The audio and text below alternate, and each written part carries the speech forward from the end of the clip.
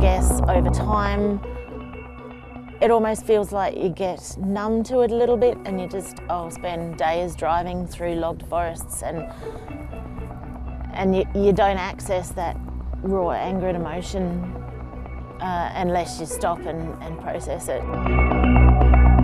The journey into this part of Tasmania's southern forests is a little easier than it used to be, but for some, a lot harder. Forestry roads now lead the way to a coupe earmarked for harvesting, not far from the Wilderness World Heritage Area.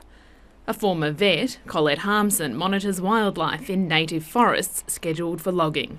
Spotty quoll. Ah. That one. Yes. That's a really nice picture. She started protesting in the forests 15 years ago and has been arrested 10 times. People from overseas or other places, if they knew what was going on in the forests and how much is being logged and how much native forest gets clear-felled, I think they'd be outraged, they'd be disgusted. Tasmania has a long history of forest conflict, leading to the formation of the Australian Greens in 1992. Protests in contentious forests used to be almost constant. A peace deal struck between environmentalists and loggers in 2012 cooled things off.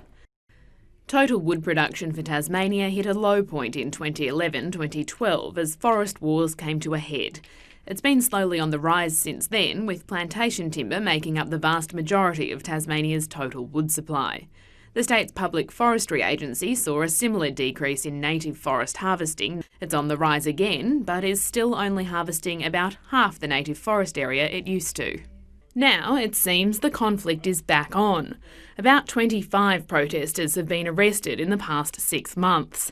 Tree sits, locking onto machinery and gluing themselves to the offices of the state's forestry agency, Sustainable Timber Tasmania. It's getting worse out here in the forests, and it's getting worse for climate, and it's getting worse for the species that rely on these forests. And that's why protests are ramping up, because enough is enough. Conflict hit fever pitch in May with the discovery of bolts in logs delivered to 2 sawmills. That person standing in front of that saw yesterday was my son. That makes you just sick to the core. The tree spiking prompted not-so-subtle accusations over the alleged sabotage, and the Bob Brown Foundation denies any involvement. Most Tasmanian forest products are exported to Asia. Matthew Terenius sells mostly to local architects and builders who want high-end timber products. His family business predominantly sources wood from state forests. I think the majority of Tasmanians are comfortable where the timber that we use is sourced from. But that said, yes, there are always going to be groups that are opposed to native forest logging. Forest coupes like this one, west of Dover, are a big concern for conservationists because the trees are part of the 3-year wood production plan of Tasmania's forestry agency, meaning the trees are likely to be logged soon. But there is another fight over other trees simmering in Tasmania after a moratorium on the logging of hundreds of thousands of hectares of other forests was lifted in April. And as soon as there is a bulldozer or chainsaw heading into those forests, absolutely, the Bob Brown Foundation, and I would say a lot of Tasmanians, will get out in front of those bulldozers and call for the protection of those forests. The state government says no one has applied to access any of the 356,000 hectares known as future potential production forest. I don't think the industry wants to have the fight. I think there are groups that do want to have the fight.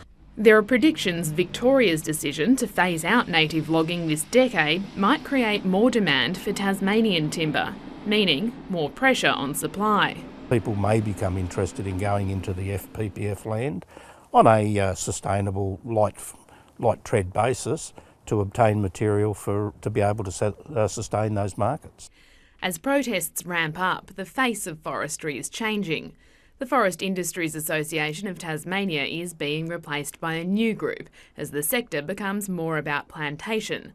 But that doesn't mean an end to native logging. It doesn't have to be one or the other. In fact, plantations don't necessarily produce the high quality timbers that Tasmania is famous for and that are very much sought after right around the world. The maximum fine handed to any protester recently has been $1,000.